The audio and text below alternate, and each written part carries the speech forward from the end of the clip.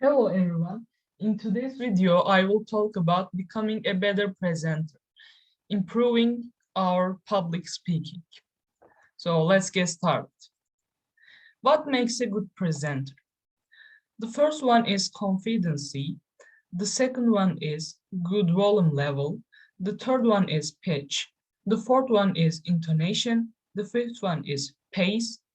The sixth one is pauses. The seventh one is physical movements, and the last one is interaction with the audience. So let's take a close look at these things. The first one is being confident. Sorry, being confident. When you have confidence in yourselves and what you can do, you realize your own self-worth and you can achieve your goals more easily because you will be more relaxed if you are confident in yourself. So it's a really important thing. How can we be more confident?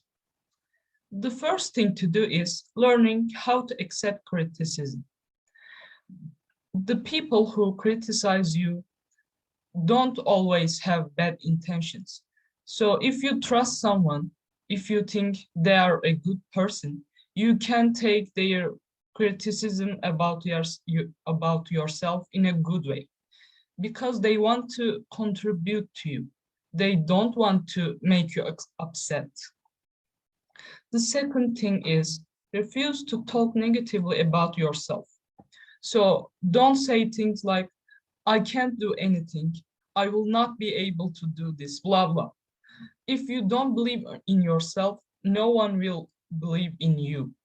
So firstly, you should believe in yourself. After that, the other people will believe in you too. The third one is wear something that makes you feel good. So if you are comfortable in your clothes, you will be more relaxed and you will be more confident. The second one is good volume level. So if you speak like you are whispering, no one will hear you and they will get bored. And because they get bored, they will start to look at their phones or start drawing sketches, something like that. So you should use your volume level in a good way. But also don't shout at your audience because it will make you look bad. So not talk like you are whispering or like you are shouting. Keep that volume level in the middle. The third one is pitch. Pitch means the relative highness or lowness of a tone as perceived by the ear. It is kind of like if a tree falls in a forest and no one is around to hear it, does it make any sound? The answer is no, because if there is no ear to transfer the sound, then there is no sound. Think about deaf people. Uh, some things around them make sounds or noises, but they cannot transfer the sound by their ear. So there is no sound according to them. So that sound is meaningless because they cannot hear that sound. The fourth one is intonation, adding energy and character to your voice. So if you speak like, okay, I'll do this, people will get bored and they won't want to listen to you. But if you say, okay, I will do this, they will be more excited to listen to you. The fifth one is pace. Try to speak at a conversational pace as you will do to a friend. The sixth one is pauses. Taking a second to let your audience digest something or for you to think is a very effective technique. Because you should let yourself think or the others think. Otherwise, you will sound like a robot and it will be weird because it will look like as less human. But don't pause all the time. Just do it in some parts. Physical movements and body language. So when you are presenting, your physical movements and body language is very important because they will affect the way the audience sees you. So use an open body language. For example, don't stand there like this or like this. Just be relaxed. You can walk around if you want, but not everyone prefers to do it. So it depends on you. Interaction with the audience. So you can ask questions to the audience for make them to participate. It will be more enjoyable for them if you make interaction with them.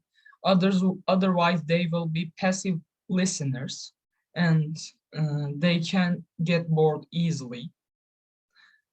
So interaction with the audience is very important, but don't bomb them with your questions. What is this? What is this? No, they will be shocked if you bomb them with your questions. But don't do ask questions sometimes, not all the time. You got it. Well, there's a video about good presentation and bad presentation. So let's take a look at this. Hello, everyone. Welcome to Public Speaking. Today's first presenter is Ranjit, and I would ask everyone to give him their full attention. Chantal, could you dim the lights, please?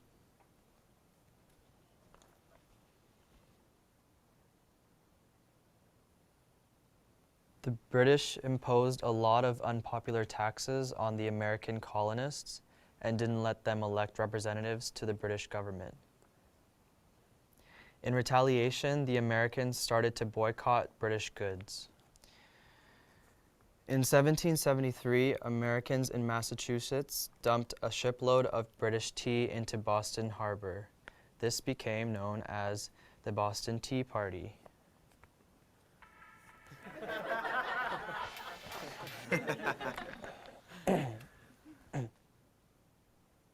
As punishment, the British imposed laws known as the Intolerable Acts, including the Quartering Act, which made Americans let British soldiers live in their homes. Some of the American colonies created a Declaration of Rights and Grievances, which they sent to Britain, but the British just sent soldiers to the colonies to put down any rebellion. This led to the first battles of the Revolution at Lexington and Concord. Thank you, Ranjit. I know it's very hard to give a presentation in front of the entire class. Now, would anyone like to offer Ranjit constructive feedback about his presentation? Any tips for what he might do differently next time? For example, were you all able to hear what Ranjit was saying? Not really. He needs to speak louder and face the audience. Yes. Great suggestion.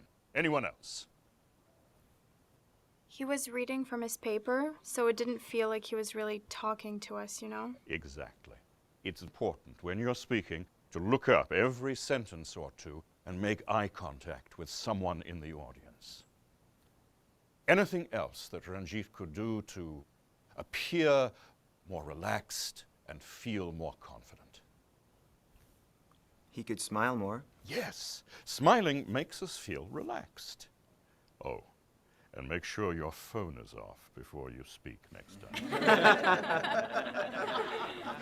I do have one more suggestion.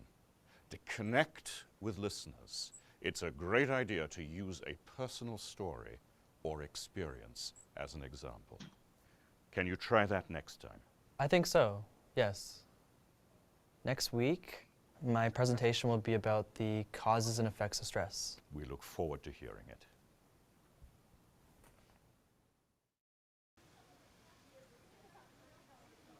Ranjit is first up again today, and I look forward to his new presentation. Jorge, could you dim the lights, please? Good morning. Today I'd like to talk about the causes and effects of stress and how to cope with stress.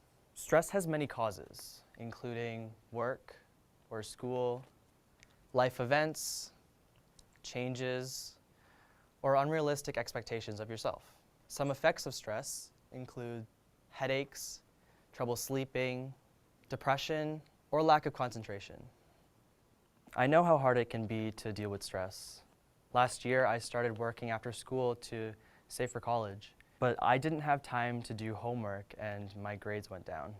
I had trouble sleeping, I only ate junk food, and I stopped hanging out with my friends. Fortunately, I was able to talk with a school counselor to manage my stress. She suggested that I reduce my hours at my job, eat healthy foods, and get some exercise. So I literally started walking home from school and bringing my lunch. I also asked my teachers for extra help. Now, I feel better. It's important to recognize when you're stressed and to ask for help. Thank you.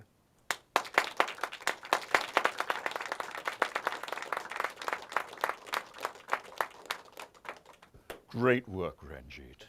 I want you all to reflect on how much stronger today's presentation was.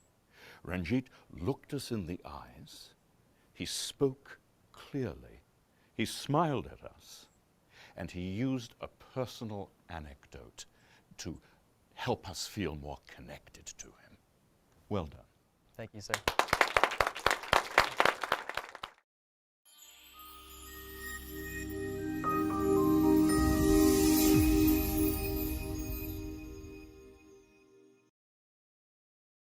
And that was the video. So as you can see, the first presentation that he made was not so good, but in the second presentation, he got more confident, more relaxed, and he made interaction with the audience, as we said as we said before. Yeah. And these are the links I have used for this video.